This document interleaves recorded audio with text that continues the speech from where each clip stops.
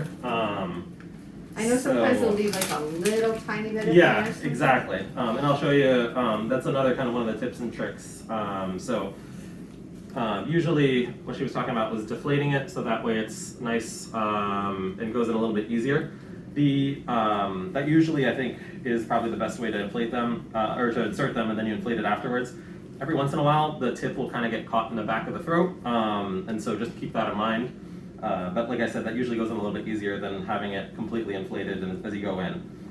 So these will get inserted the same way. And then what I was talking about was just inflating with about 10, maybe 15 cc's of air. Just feel for the balloon pressure. And then usually you can see it rise in a regular patient. This will come up just like maybe half a centimeter, and then you kind of know you're seated appropriately. Any other questions?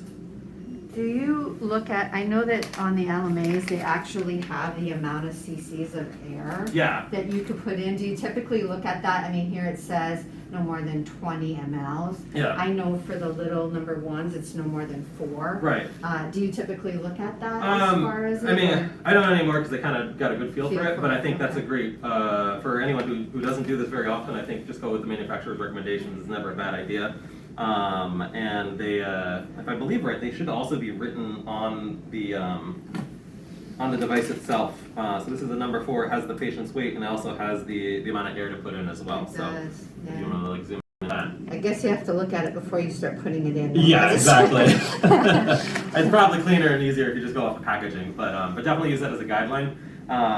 But again, you know, make sure, don't feel like you need to absolutely put the maximum either, just until you kind of, it's hard to explain until you've done this a little while, but just like everything in life, but until you get the right feel for it, you'll start making sense the more you do these. All right.